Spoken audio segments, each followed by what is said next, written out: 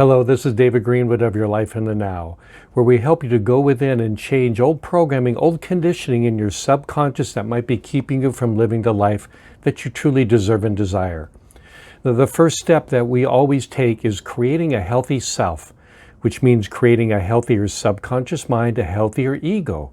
And with that healthier ego, you find you have more and more the ability to resolve old emotional issues that have been there for a long time that are influencing not only relationships, but also everything in your daily life. And with that healthier mind and those healthier emotional natures, you now find that you're able to enjoy what I call practical spirituality. Now, somebody the other day said, well, what do you mean by practical spirituality? Those seem to be an oxymoron that don't seem to fit together.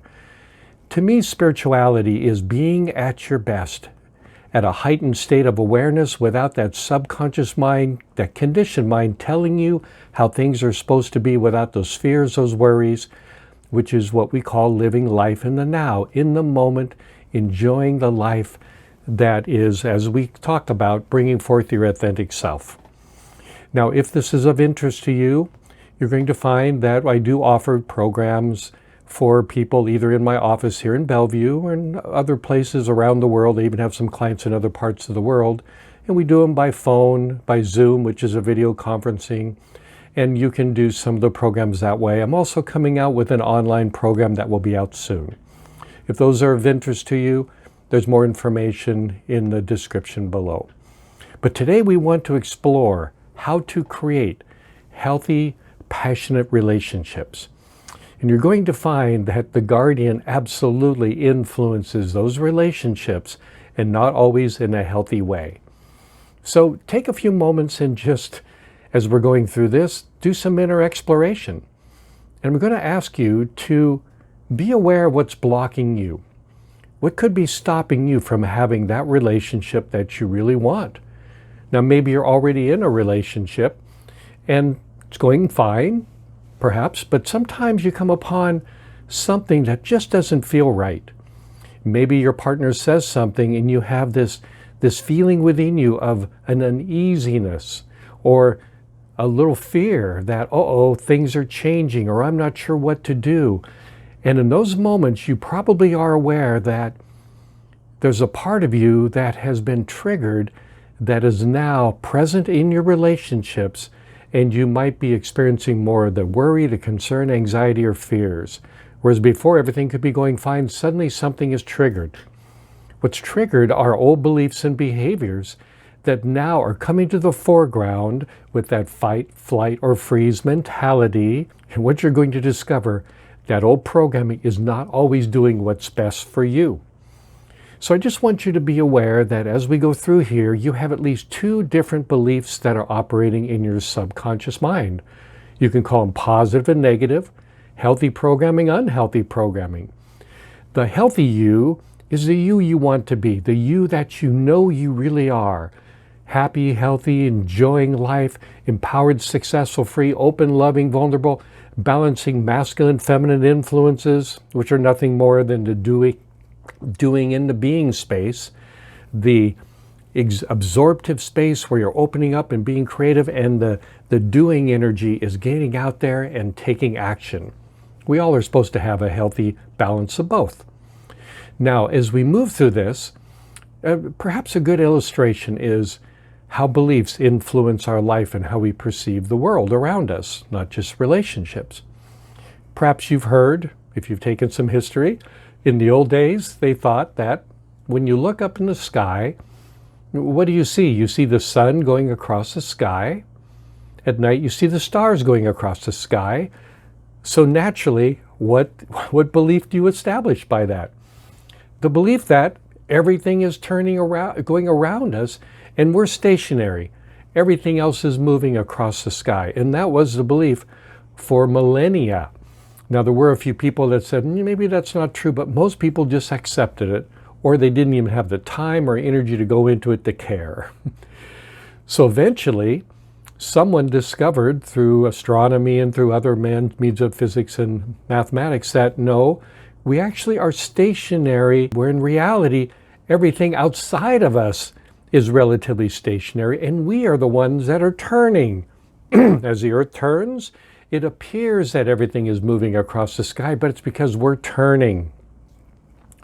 Even some people that had might have believed the Earth was flat, they never would have believed that we would be turning because it was flat.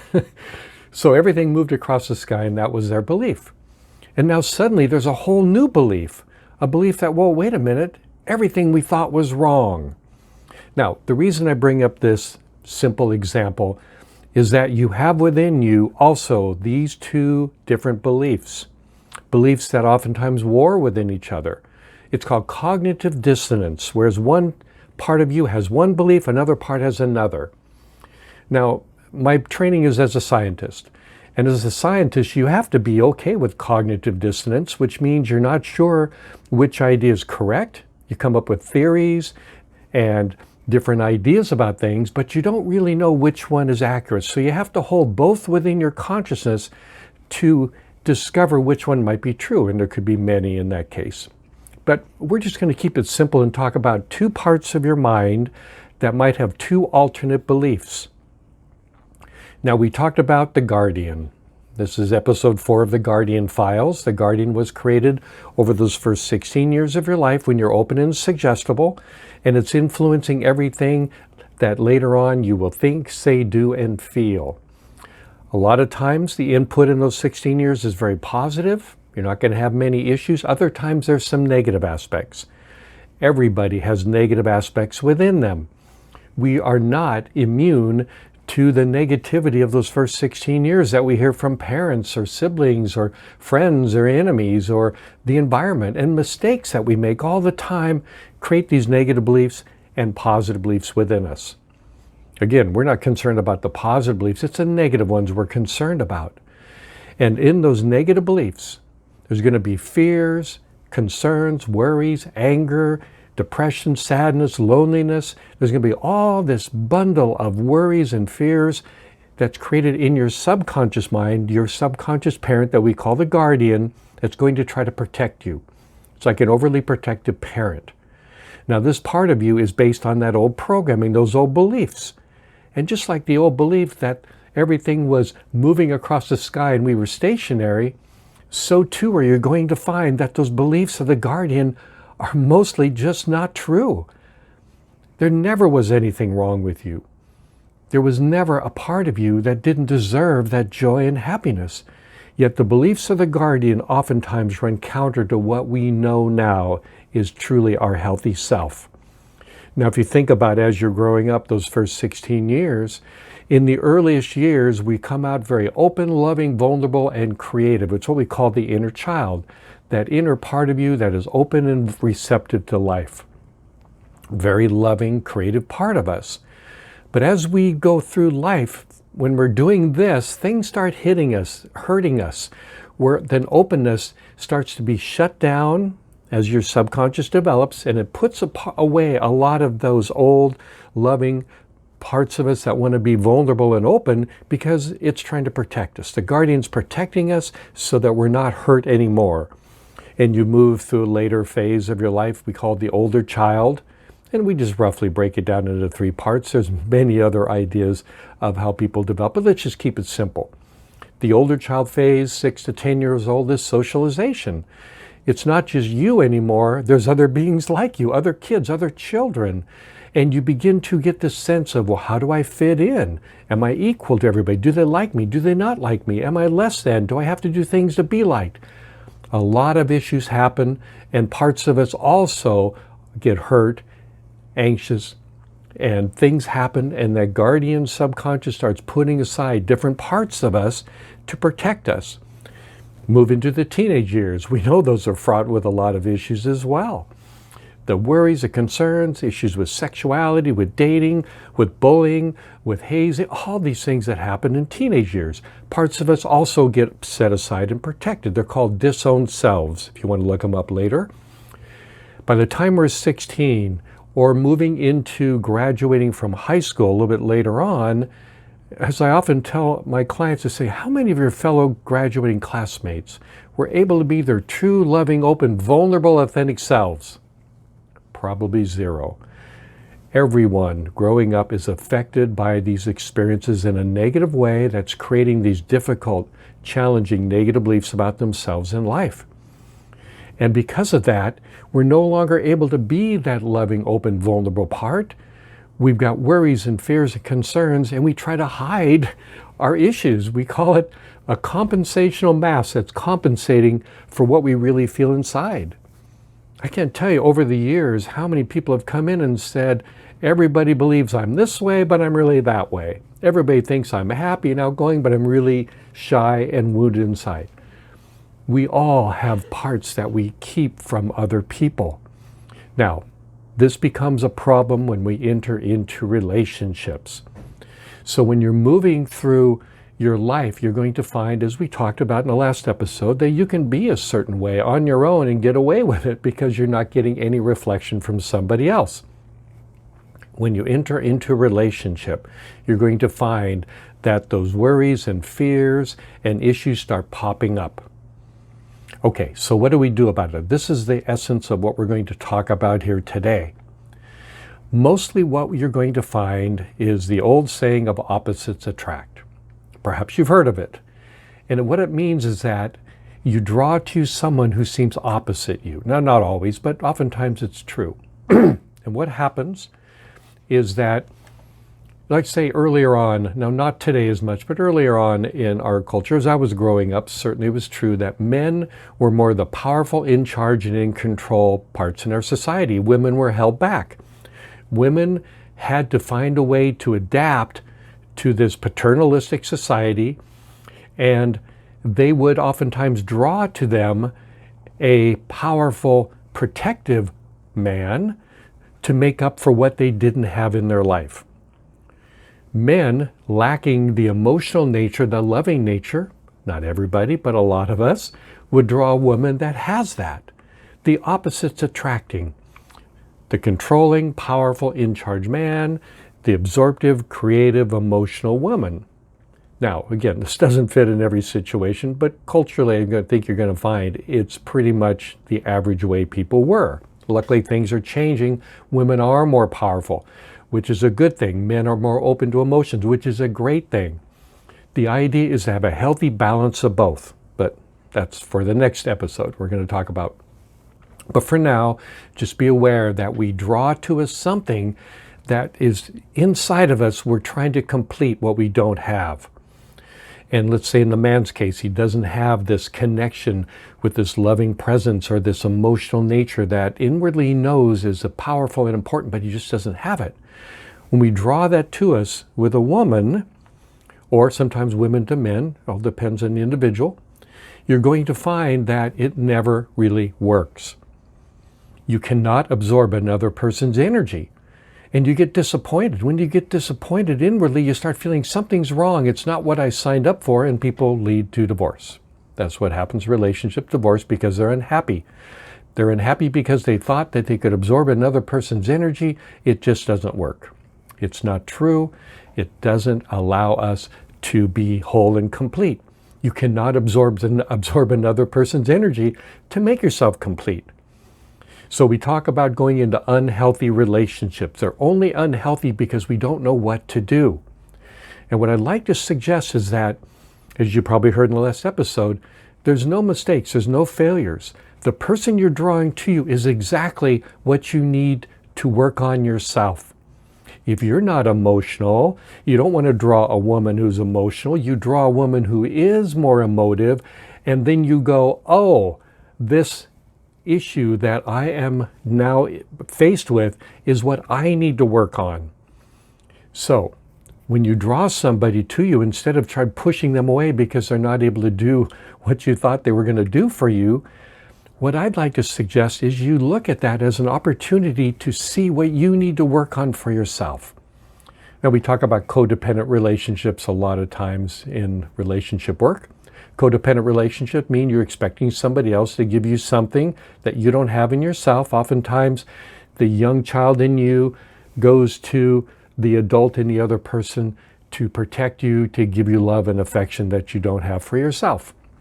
Instead of having healthy self-esteem, healthy self-worth, we go and expect it from others. creates a codependent relationship. Again, there's many aspects of codependent relationships, but we're just going to focus on that part right now. So what that means is that people usually find, oh, I'm in a codependent relationship, I have to get out of it. If you take that action, you've missed the opportunity. Now, I'm not saying you stay in a codependent relationship to stay the same, but you need to understand first why you did that. You're drawing the person to you right now that fits for you. And if it's an unhealthy relationship, you're unhealthy yourself. And that's what you want to learn. You want to stay in that relationship just long enough to understand what your issue is, to have you heal. And the ideal is the partner does the same and you grow together. That's great. Unfortunately, most of the time, one person's working on themselves, the other isn't. One person grows beyond it. And then once you've learned that lesson, time to move on. If you're not able to be that open, loving, vulnerable, dynamic person with the other person, if they're abusive or if they're whatever, it's time for you to move on. You're not going to stay in that relationship any longer if it's unhealthy or toxic. But you want to learn why you're in it in the first place. So when you go into relationships with this idea that, yeah, opposites are going to attract, and oh my God, I'm in the same type of relationship I've always been in, don't just leave. Find out why. A part of us is drawing exactly what we need to heal. If we start looking at relationships from that perspective, that we're bringing exactly what we need to work on ourselves, then work on yourself. Go within, find out why, which is why we do the emotional growth work. First, you have to have a healthy self, strong enough so that you're able to work on yourself healthily. Then when you resolve those issues, you're going to find the old relationships are either there for a reason, a season, or a lifetime. And a lot of it does depend on the other person as well, if they're willing to also work or not. Again, individually, you're going to be complex. You're going to work on what works out best for you. But if you can keep in mind that relationships are amazing, it allows us to see them with this new belief. The stars and the sun aren't circling across the sky because we're fixed. And you don't have to be in a relationship that's unhealthy for you for the rest of your life, or to keep drawing it to you as long as you see relationships from this new perspective. Now, it's not my idea. Other people have the same thing. I'm just happen to be talking to you about it. This idea that we draw exactly what we need to heal is an amazing discovery. Think how wonderful it is that everything you need to heal, to be in great relationships, to move forward, to enjoy practical spirituality is right there in front of you right now. And again, if you use your relationship from this perspective, everything in your life will change. So we're not victims. We draw exactly what we need. It's not the other person's fault, but now it's your responsibility to move forward, to have that energy, to learn, to grow. And this allows you to move to a whole other level, opening up naturally to the life you were meant to live. And then you will start vibrating at a healthy rate. And vibration simply means that's your perspective. That's who you are in that moment. And you'll draw other people like you. And then you're going to find it's not the opposite that you draw. It's someone that's more like you. Someone who has similar interests or similar energies, which is a healthier energy. That is now you moving into a healthy relationship because you've done the work. The idea that we need to blame the other person or blame other people is just simply a victim role that will never work. So please consider that your relationships are the perfect mirror. Whether you're in a relationship now, start learning the lesson of why you're there, what issues are being brought up. If you're looking for a new relationship, do some inner work and find out what some of the issues could be within you. It takes just a little bit of digging, but if you have the energy and the focus and really want to be in a healthy relationship, do some inner work first if you can. Otherwise, I'm here to help you if you want to go more deeply into that. And please remember that in any moment, every day, you can start your life over to some degree. You can begin the process. I'm not saying this is easy. It doesn't happen overnight. We're going to be working the rest of our lives on issues. But they get smaller and less powerful And along the way, you just get happier and healthier and more energized, and you open up to that, what I call practical spirituality, where everything does appear differently. You see things differently. Things don't bother you anymore. You don't get caught up in other toxic environments. You don't get worried about things that you can't control. See it for yourself. Again, I'm not here to convince you. I just want you to feel that we can change the world. There's many people out there who are doing a wonderful job at changing and helping people now. Better housing, changing, helping people in other ways. That's great. We need more people who are working on a deeper level to change humanity at its core so that these issues go away. We need both. And I'm hoping that you'll be a person who will want to work on the deeper issues to bring up the level of consciousness, to not feel like we're in a hopeless situation, to change your relationships fundamentally at their core so that you can live that life in the now. Until now, you might have been caught up in the old behaviors, the old beliefs, the old worries and fears, but now you have the ability to see your relationships as wonderful learning opportunities that will guide you toward living your life in the now. See you next time.